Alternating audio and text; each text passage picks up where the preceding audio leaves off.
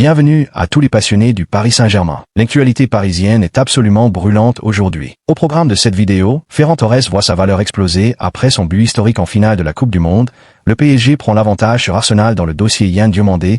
De nouvelles révélations apparaissent sur l'absence de Lucas Chevalier chez les Bleus. Bradley Barcola pourrait être sur le départ, tandis que Magna Kliuch se rapproche de plus en plus de Paris. Le PSG est-il en train de préparer un mercato totalement exceptionnel? Réponse et analyse dans quelques instants. Abonnez-vous, activez la cloche et dites-nous en commentaire quelle recrue vous aimeriez voir signer au PSG cet été. C'est parti, passons sans plus attendre à notre première actualité. Elle concerne un dossier qui fait énormément parler en Espagne comme en France, celui de Ferran Torres. L'attaquant du FC Barcelone est devenu le héros de toute une nation après avoir inscrit le but décisif en finale de la Coupe du Monde face à l'Argentine. Entré en cours de jeu, Ferran Torres a su faire la différence au moment le plus important, offrant ainsi à l'Espagne son deuxième titre mondial. Un moment historique qui a immédiatement changé la perception autour du joueur. Avant cette finale, le nom de Ferran Torres circulait déjà avec insistance du côté du Paris Saint-Germain. Luis Enrique apprécierait énormément son profil grâce à sa polyvalence, sa capacité à évoluer sur plusieurs postes offensifs et surtout son efficacité devant le but. Le technicien espagnol le considère comme un joueur capable d'apporter davantage de profondeur et de solutions tactiques à l'attaque parisienne. Cependant, cette performance exceptionnelle en Coupe du Monde risque de compliquer considérablement les plans du PSG. Il y a encore quelques semaines, plusieurs médias espagnols évoquaient un prix estimé autour de 50 millions d'euros pour convaincre le FC Barcelone de laisser partir son attaquant, dont le contrat arrive bientôt à une échéance importante. Mais après un but aussi symbolique dans une finale mondiale, la situation pourrait totalement évoluer. En Espagne, de nombreux observateurs estiment que la valeur du joueur a considérablement augmenté. Les supporters parisiens eux-mêmes ont réagi avec humour sur les réseaux sociaux, certains affirmant que chaque minute après ce but faisait grimper le prix de Ferran Torres. Le FC Barcelone, qui cherche toujours à améliorer sa situation financière, pourrait désormais profiter de cette nouvelle popularité pour demander une somme beaucoup plus importante. Une éventuelle augmentation du prix de transfert représenterait un véritable casse-tête pour les dirigeants parisiens, qui travaillent déjà sur plusieurs dossiers majeurs durant ce mercato estival. Ce dossier devient donc particulièrement intéressant, car le PSG devra rapidement décider s'il est prêt à investir davantage pour satisfaire Luis Enrique ou s'il préfère se tourner vers d'autres options offensives. D'autant plus que Paris suit également de près plusieurs autres profils comme Yann Diomandé ou encore Magna Kliuch. Le nom de Ferran Torres continuera donc d'alimenter les discussions dans les prochains jours. Son statut a changé, sa cote est montée en flèche et le marché des transferts pourrait réserver encore de nombreuses surprises. Et vous? Pensez-vous que le PSG doit poursuivre ses efforts pour recruter Ferran Torres malgré une probable hausse de son prix? Ou le club parisien devrait-il privilégier d'autres pistes? Passons maintenant à une autre actualité très importante du mercato parisien, avec un dossier qui fait énormément réagir ces dernières heures, celui de Yann Diomandé. Le Paris Saint-Germain continue de préparer l'avenir et souhaite renforcer encore davantage son secteur offensif après une saison exceptionnelle. Parmi les priorités de Luis Enrique figure le jeune international ivoirien Yann Diomandé, considéré comme l'un des plus grands talents de sa génération. À seulement 19 ans, l'attaquant du RB Leipzig a impressionné de nombreux observateurs grâce à ses performances remarquables, aussi bien en club qu'avec la sélection ivoirienne lors de la Coupe du Monde 2026. Sa vitesse, sa capacité à éliminer ses adversaires en 1 contre 1 et son efficacité devant le but ont attiré l'attention de plusieurs grandes équipes européennes. Mais alors que le PSG semblait avoir pris une avance considérable dans ce dossier, Arsenal a tenté une offensive de dernière minute. Selon plusieurs sources, les dirigeants londoniens ont récemment pris contact avec l'entourage du joueur afin de connaître la situation exacte des négociations et d'évaluer la possibilité de s'inviter dans la course. Mikel Arteta voyait en Yann Diomandé un renfort idéal pour apporter encore plus de percussion à son attaque. Après avoir échoué sur plusieurs autres pistes offensives, les Gunners espéraient profiter d'un éventuel ralentissement des discussions entre Paris et Leipzig. Cependant, cette tentative n'a finalement pas changé la situation. D'après les dernières informations, Yann Diomandé aurait déjà donné sa priorité absolue au Paris Saint-Germain. Le joueur serait séduit par le projet parisien, par la présence de Luis Enrique et par la possibilité de poursuivre sa progression dans un effectif rempli de stars internationales. Le PSG aurait même déjà trouvé un accord personnel avec le joueur concernant les grandes lignes de son futur contrat. Les discussions se poursuivent désormais principalement entre les dirigeants parisiens et le RB Leipzig afin de trouver un terrain d'entente sur le montant du transfert. Le club allemand, conscient de l'immense potentiel de son attaquant, ne compte pas brader son joueur et espérait récupérer une somme très importante. Certains médias évoquent même un montant supérieur à 100 millions d'euros, preuve de l'énorme confiance placée en Yann Diomandé. Malgré cette exigence financière élevée, le PSG reste optimiste. Les dirigeants parisiens travaillent depuis plusieurs mois sur ce dossier et semblent déterminés à aller jusqu'au bout pour offrir à Luis Enrique l'un des plus grands talents du football mondial. Du côté d'Arsenal, cette situation ressemble de plus en plus à un échec. Les Gunners devraient désormais se tourner vers d'autres pistes afin de renforcer leur secteur offensif avant la fin du mercato. Pour le PSG, l'arrivée éventuelle de Yann Diomandé représenterait un message très fort envoyé à toute l'Europe. Recruter un joueur aussi convoité, malgré la concurrence de plusieurs grands clubs, confirmerait une nouvelle fois l'attractivité du projet parisien. Les prochaines semaines seront donc décisives. Les négociations continuent et les supporters parisiens attendent désormais de savoir si Yann Diomandé deviendra l'une des nouvelles stars du Parc des Princes. Et vous, pensez-vous que le PSG doit faire le nécessaire pour recruter Yann Diomandé, même pour un montant très élevé? Passons maintenant à une autre actualité qui fait énormément réagir les supporters parisiens et français, la situation de Lucas Chevalier. Arrivé au Paris Saint-Germain durant l'été 2025 avec l'étiquette de futur grand gardien du football français, Lucas Chevalier devait s'imposer comme le nouveau numéro 1 du club parisien. Mais les choses ne se sont pas déroulées comme prévu. Après des débuts prometteurs, le gardien français a progressivement perdu sa place de titulaire au profit de Matvei Safonov. Plusieurs performances compliquées, quelques erreurs coûteuses et une concurrence de plus en plus forte ont totalement changé sa situation au sein du PSG. Aujourd'hui, l'ancien portier du LOSC traverse probablement la période la plus difficile de sa jeune carrière. Cette baisse de statut a eu des conséquences importantes sur sa carrière internationale. Alors que beaucoup imaginaient Lucas Chevalier faire partie de l'aventure des Bleus à la Coupe du Monde 2026, Didier Deschamps a finalement décidé de ne pas le retenir dans sa liste finale. À sa place, c'est Robin Risser qui a été appelé, profitant de sa belle saison et de sa progression constante. Une décision qui a surpris de nombreux observateurs, tant Lucas Chevalier était encore considéré il y a quelques mois comme l'un des grands espoirs du football français. Mais ces dernières heures, de nouvelles révélations ont encore davantage alimenté les discussions.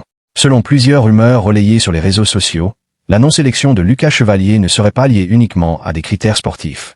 Certaines indiscrétions évoquent également des difficultés d'intégration et des relations qui n'auraient pas toujours été idéales avec certains membres du groupe France. Ces informations doivent toutefois être prises avec beaucoup de prudence, car aucune confirmation officielle n'a été apportée par la Fédération française ou par Didier Deschamps. Pour l'instant, il s'agit essentiellement de rumeurs qui continuent de faire parler dans le monde du football. Pendant ce temps, l'avenir de Lucas Chevalier reste incertain. Plusieurs clubs européens suivraient attentivement sa situation, notamment en Angleterre et en Turquie. Malgré cela, plusieurs médias indiquent que le gardien français souhaiterait rester au PSG afin de se battre pour retrouver sa place et prouver qu'il peut encore devenir le numéro 1 parisien. Luis Enrique aurait d'ailleurs échangé à plusieurs reprises avec son joueur afin de lui redonner confiance pour la saison prochaine. Le prochain exercice sera donc déterminant pour Lucas Chevalier. À seulement 24 ans, il possède encore un énorme potentiel et dispose du temps nécessaire pour relancer sa carrière. Reste désormais à savoir s'il parviendra à renverser la situation au PSG et à retrouver sa place parmi les meilleurs gardiens français, ou si cette période compliquée marquera un véritable tournant dans son parcours.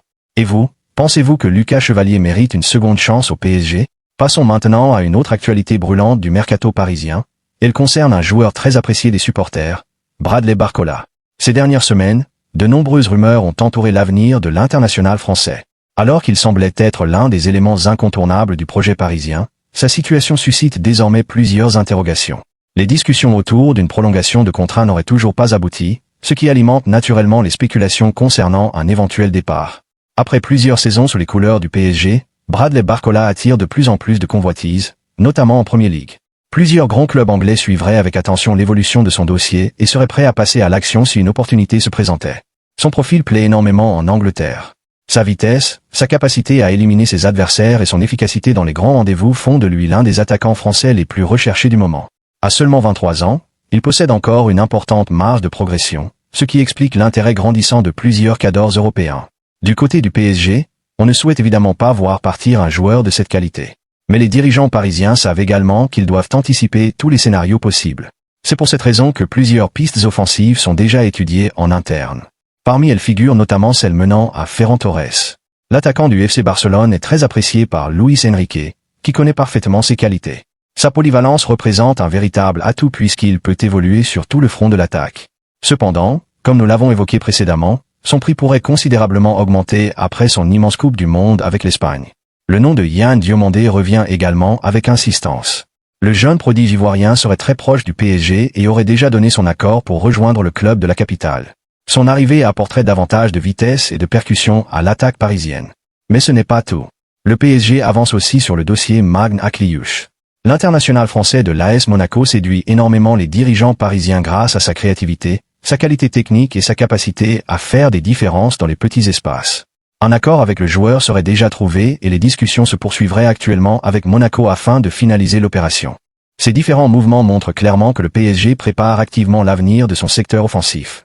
Le club souhaite continuer à construire une équipe compétitive capable de dominer en France tout en restant l'une des références du football européen.